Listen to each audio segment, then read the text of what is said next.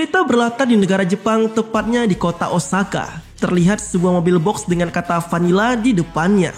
Mobil ini rupanya mengangkut dua orang pria dan wanita. Si wanita merupakan seorang pembunuh profesional bernama Kate dan si pria adalah mentornya yang bernama Ferik. Keduanya telah mendapatkan misi khusus yang mengharuskan mereka untuk menghabisi dua orang yang merupakan pimpinan dari organisasi Yakuza. Kate sendiri diketahui merupakan assassin yang telah menjalani karirnya sebagai pembunuh profesional selama 12 tahun. Dan hebatnya ia tercatat belum pernah sekalipun gagal dalam menjalankan misinya. Karena alasan itulah Kate cukup yakin bila misinya kali ini akan bisa ia laksanakan dengan mudah seperti misi-misi sebelumnya. Setelah selesai dengan semua persiapan dan siap untuk beraksi, Ferik memberikan Kate sebuah minuman lemon bersoda dengan merek Lemon Boom Boom yang telah menjadi minuman favorit untuk Kate. Mobil box pun sampai di tujuan tempat Kate akan melaksanakan misinya. Ia segera turun dan mulai menghadapi anak buah Yakuza yang sedang berjaga di tempat tersebut. Sebagai pembunuh bayaran profesional, halangan seperti ini bukanlah hal yang sulit bagi Kate. Karena itu ia mengelabui kedua anak buah Yakuza dengan berpura-pura tersesat dan meminta petunjuk arah. Saat kedua Yakuza tersebut lengah, Kate langsung menghabisi keduanya dengan sangat mudah. Usai membereskan kedua anak buah Yakuza itu, Kate lalu menggunakan kemampuan akrobatiknya untuk memanjat salah satu gedung dengan tujuan mencari tempat yang strategis untuk menembak. Setelah menemukan spot tembak terbaik, Kate mempersiapkan sniper dan segera menemukan target yang harus ia habisi. Sambil membidik target, Kate menunggu perintah dari operator untuk mengeksekusi targetnya. Namun di luar dugaan, rupanya sang target tak datang sendirian karena ternyata ia membawa serta putrinya yang bernama Annie. Hal tersebut sontak membuat Kate cukup kaget karena meski ia adalah pembunuh bayaran profesional, namun Kate sendiri memiliki sebuah prinsip di mana ia tak mau membunuh targetnya di depan anak-anak yang tak bersalah. Lain halnya dengan sang operator yang tak mau tahu dengan kondisi di depan Kate saat ini. Bahkan ia terus saja memerintahkan Kate untuk segera mengeksekusi target tersebut meski saat ini ia sedang bersama dengan putrinya. Meski sempat bimbang, Kate yang awalnya enggan pada akhirnya harus tetap melanggar prinsip yang selama ini ia pegang. Karena bagaimanapun juga ia adalah seorang profesional yang harus bisa menjalankan tugas-tugasnya.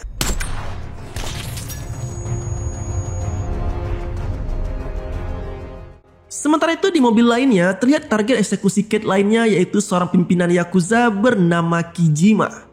Mendapati anggotanya yang sekaligus juga adiknya sendiri telah meninggoy ditembak, Kijima yang terancam lalu segera melarikan diri dari tempat tersebut dan meninggalkan Annie seorang diri yang masih meratapi kepergian ayahnya.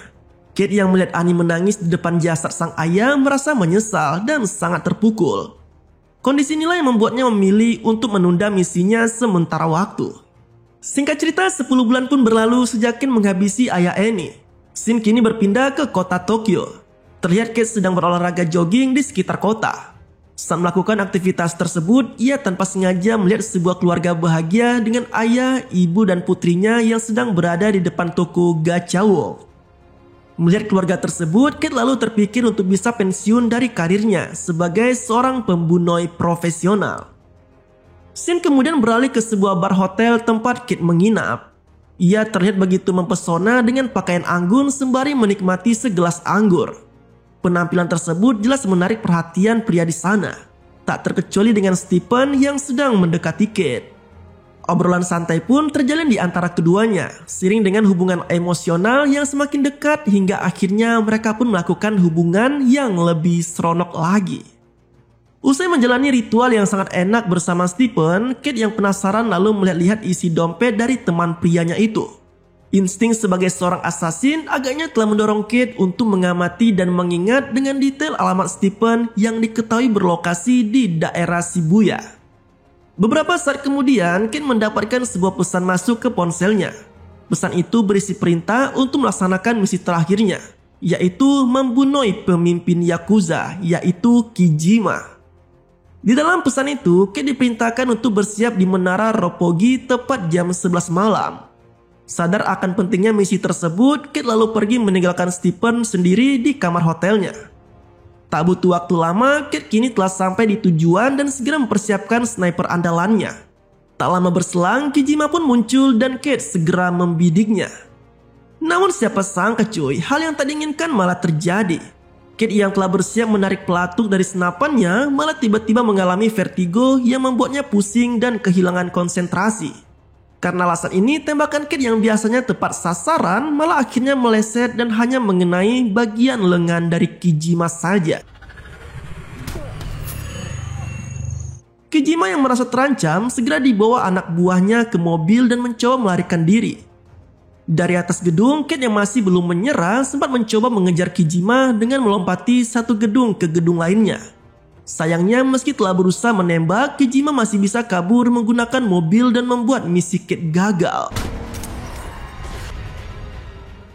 Kate lalu langsung meninggalkan gedung sambil menahan rasa pusing yang tak tertahankan. Sementara itu anak buah Kijima sedang berpencar untuk mencari sosok pembunuh yang ingin menembak bosnya tadi. Beruntung Kate berhasil menemukan sebuah mobil yang tak dijaga. Ia lalu mencurinya dan melarikan diri dari tempat tersebut. Dalam pelariannya, rasa pusing di kepala Kate kian parah, terlebih mobil yang ia curi telah dimodifikasi dengan berbagai macam dekorasi lampu. Alhasil, Kate kehilangan kesadarannya dan mobil pun tidak bisa dikendalikan hingga terpelanting berkali-kali dan memancing kedatangan polisi. Dalam kondisi tak sadar, Kate sempat terlintas ingatan masa lalunya yang sangat kelam. Dalam kilas balik, Kate dikisahkan sebagai anak yatim piatu yang malang sampai akhirnya Varric pun menemukannya dan membesarkannya sampai saat ini. Bahkan pria itu juga turut mengajari Kate banyak kemampuan untuk menjadi seorang pembunuh bayaran profesional. Karena kerja keras dan juga talenta Kate, akhirnya ia pun berhasil direkrut menjadi agen spesialis sebagai seorang assassin. Setelah tersadar, Kate mendapati dirinya yang telah berada di rumah sakit. Seorang dokter lalu mendekati Kate dan memberikan diagnosa bahwa saat ini ia telah mengalami keracunan radiasi akibat unsur kimia berbahaya bernama polonium-204. Parahnya lagi, bahan berbahaya itu ternyata tidak hanya membuat Kate sakit kepala saja, tetapi juga membuatnya hanya memiliki sisa waktu hidup yang kurang dari 24 jam. Mendapat penjelasan dari sang dokter, Kate pun menyadari bahwa selama ini Stephen lah yang telah meracuninya dengan masukkan polonium-204 ke dalam wine yang ia minum di hotel sebelumnya. Untungnya Kate yang sempat mengamati identitas Stephen ternyata masih ingat betul lokasi alamat dari pria tersebut. Seolah ingin meluapkan kekesalannya, Kate pun berniat untuk mendatangi Stephen dan membuat perhitungan dengan pria itu. Tanpa membuang-buang waktu, Kate segera melaksanakan rencananya dan mengendap-endap kabur dari rumah sakit. Kate mencuri baju dokter dan mengenakan masker untuk mengelabui orang-orang yang ada di sana. Bahkan ia sempat mencuri pistol seorang polisi yang kebetulan berpapasan dengannya. Tak ingin gegabah, Kate juga mendatangi dokter tadi dan mengancamnya untuk memberikan stimulan. Tujuannya sudah pasti adalah agar Kate bisa bertahan dari racun polonium-204 yang berada di dalam tubuhnya. Setelah mendapatkan 5 buah stimulan, Kate langsung pergi meninggalkan rumah sakit dengan mencuri mobil di sana. Singkat cerita, Kate telah sampai di rumah Stephen dan segera menerobos masuk ke dalamnya. Karena sudah sangat kesal, Kate langsung mengancam Stephen dengan menodongkan pistol ke wajah pria itu, sembari meminta alasan mengapa Stephen meracuni dirinya saat itu. Di bawah todongan pistol, Stephen dan istrinya yang tak berdaya kini hanya bisa memohon belas kasihan dan menjelaskan alasan yang melatar belakanginya melakukan aksi tersebut. Dalam penjelasannya, Stephen mengatakan bahwa ia hanya disuruh seseorang untuk memberi obat bius kepada Kate, tanpa ia mengetahui bahwa obat tersebut merupakan racun radiasi polonium-204. Stephen juga berkata jika orang yang menyuruhnya untuk melakukan hal itu adalah seorang Yakuza bernama Kazuo Sato, pemilik klub malam sekaligus juga anak buah Kijima. Istri Stephen akhirnya angkat bicara dan turut menjelaskan jika selama ini mereka berdua berada di bawah genggaman Sato dan harus menjalankan semua perintahnya. Karena itu jika mereka berhasil menjalankan perintah ini, maka Sato berjanji akan membebaskan mereka dari genggaman tangannya. Mengetahui semua ini bukanlah salah Stephen, Kate lalu menurunkan pistolnya dan memaafkan perbuatan Stephen kepadanya. Di kamar mandi rumah Stephen, istri Stephen memberikan pakaian ganti untuk Kate. Di sana terlihat jika racun yang menggerogoti tubuh Kate menyebar dengan cepat ke tubuhnya. Hal ini terlihat jelas dari kulit Kate yang kini nampak rusak akibat racun tersebut. Setelah berganti pakaian, Kate tidak buang-buang waktu dan segera menemui Varric yang berada di markasnya. Di sana Kate menceritakan semua kejadian yang ia alami kepada mentornya tersebut. Kate lalu bertanya pada Varric terkait targetnya saat ini, yaitu Kijima. Varric lalu memberikan informasi yang ia ketahui tentang Kijima, di mana saat ini target tersebut merupakan pimpinan tertinggi dari gangster Yakuza, dan mungkin saja Kijima menaruh dendam akan kematian adiknya di Osaka 10 bulan yang lalu. Namun Kate sendiri masih bingung dan bertanya-tanya karena bagaimana mungkin Kijima mengetahui jika dirinya lah yang membunuh adiknya. Apalagi saat itu yang melaksanakan misi tanpa menunjukkan identitasnya. Setelah itu Kate kembali bertanya pada Varric mengenai Kazuo Sato, orang yang berencana meracuninya sesuai informasi yang ia dapat dari Stephen. Varric lalu memberikan informasi jika Sato sering berkumpul dengan anak buahnya di tempat hiburan bernama Black Lizard. Tanpa basa-basi, Kate langsung pergi menuju ke tempat Sato. Uniknya, Kate yang masih dalam perjalanan malah sempat mampir ke salah satu minimarket untuk membeli spons cuci piring dan senter. Ternyata semua itu ia gunakan untuk dijadikan sebagai peredam suara untuk pistolnya. Singkat cerita, Kate telah sampai di Black Lizard dan langsung membunuh salah satu Yakuza sebelum ia bertanya kepada Sato alasan ia meracuninya. Sato yang ketakutan mengaku apabila dirinya hanya menjalankan perintah saja. Kate yang mendengar hal tersebut lalu menebak jika yang memerintahkan Sato untuk meracuni dirinya adalah Kijima. Karena itulah ia pun bertanya mengenai lokasinya saat ini. Sialnya Sato yang tak bisa menjawab pertanyaan dari Kate langsung ditembak matoi oleh assassin itu. Kegaduhan yang terjadi sontak memicu perhatian dari anak buah Sato lainnya. Namun dengan sigap, Kate memanfaatkan salah satu pimpinan Yakuza yang ia jadikan sebagai sandera dan membuat anak buah lainnya langsung menjatuhkan senjata mereka. Kate lalu bertanya mengenai lokasi Kijima pada sang pimpinan. Namun karena si pimpinan juga tak tahu, Kate berencana untuk menghabisinya seperti yang ia lakukan kepada Sato. Sialnya, Kate yang saat itu siap menghabisi Yakuza tersebut, ia malah mendapati pistolnya yang ternyata telah kehabisan peluru. Mengetahui Kate kehabisan peluru, anak buah Yakuza menyerang Kate dan perkelahian antara Kate dan para Yakuza pun tak bisa dihindarkan. Sebagai pembunuh profesional, Kate menunjukkan kepiawaiannya dan menghabisi semua anggota Yakuza dengan sangat mudah. Di tengah kekacauan itu, Kate juga memotong rambutnya sendiri saat memotong jari Yakuza yang menjambaknya. Pembantaian tersebut menyisakan satu anggota Yakuza yang akhirnya memberikan informasi mengenai lokasi Annie, keponakan Kijima yang kemungkinan besar mengetahui keberadaan Kijima saat ini. Tanpa membuang-buang waktu, Kate langsung pergi ke lokasi yang diberikan oleh anggota Yakuza tersebut, yaitu di sebuah konser indoor.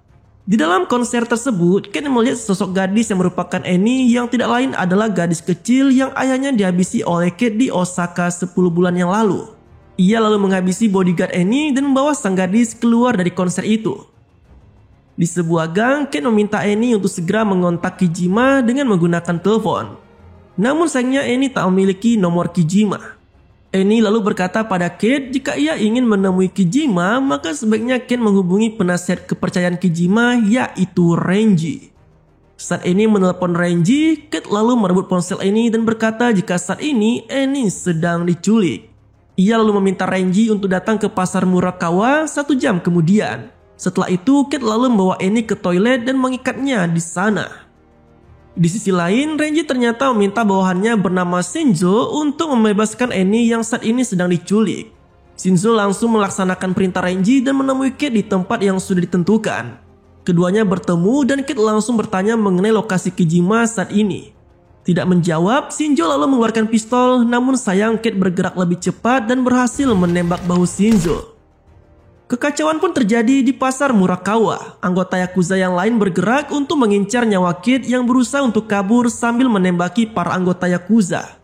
Dalam toilet, Annie berusaha melarikan diri setelah melepaskan lakban yang mengikatnya. Di luar toilet, ia bertemu dengan Shinzo yang sudah berada di depan. Tanpa diduga-duga, bukannya membantu Annie, Shinzo dan anak buahnya langsung mengarahkan pistol ke arah Annie. Di saat yang tepat, Kate datang dan menyelamatkan Annie dengan menembaki Shinzo serta anak buahnya. Sirine polisi pun terdengar dan Kate serta Annie langsung meninggalkan tempat tersebut.